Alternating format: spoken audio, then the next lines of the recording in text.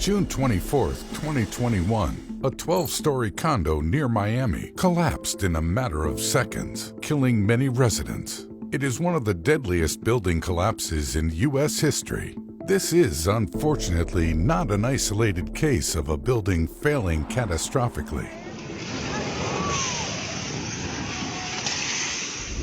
The Sampoong department store collapse in South Korea in 1995 is among the deadliest building failures. The building collapsed due to several structural failures, killing more than 500 people and injuring over 937 more. Since they are designed and built to stand the test of time, buildings don't fail frequently. So what causes buildings to collapse catastrophically? And are there any warning signs before a building fails suddenly? Overloading. Buildings are designed to support a certain maximum load. A building can collapse if there's more weight on a portion of it than the structure is designed to support. This can happen when the material's strength deteriorates over time. Overloading was one of the causes of a factory collapse in Dhaka, Bangladesh in 2013, in which an 8-story commercial building failed, killing at least 1,132 people. Material deterioration. Chemical changes in materials such as rust burst can cause buildings to collapse. Steel is used alongside concrete to add strength to buildings.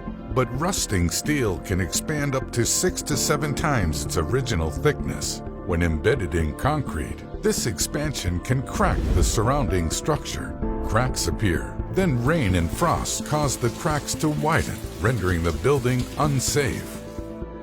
Ground settling. Buildings don't have to be very old to begin sinking into the ground. When a structure is built on unstable land, such as soft soil or marshland, the foundation can begin to sink shortly after construction. And this gets worse with time.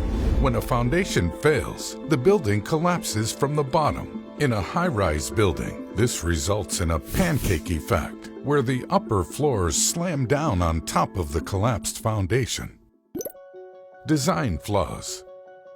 Buildings are typically designed with redundancies or alternative load paths. If one section of the structure fails or weakens to the point where it can no longer hold the building's weight, that load is redistributed to another section.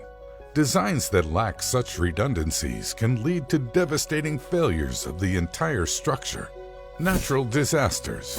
A building may also collapse due to natural disasters, such as earthquakes, fires, or hurricanes. Earthquakes cause movement at the building's foundation by generating waves across the ground. This energy is transferred into the building's structure. If the structure is unable to absorb this energy, the building can fail.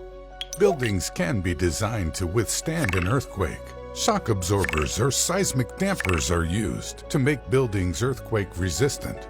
These dampers absorb the destructive energy, protecting the building from collapsing. A base isolation system can also aid in the survival of a structure after an earthquake. This consists of a collection of structural elements that separate the superstructure and substructure. During an earthquake, the substructure moves, but the building stays still. A seismic invisibility cloak is another technique for making a building earthquake resistant. This involves digging cylindrical pits or using a series of concentric plastic and concrete rings around the foundation of a building. As the seismic waves approach, the rings scatter the incoming waves, causing them to interfere with each other and cancel out. Engineers are constantly testing new design theories and materials to produce buildings that can withstand the worst natural disasters. Researchers are working on metal foams that can be fit into joints of a building to absorb energy and prevent earthquake damage. Self-healing materials that could repair cracks in the structure or foundation of a building are also being explored. Such advancements will assist in the construction of environmentally sustainable structures.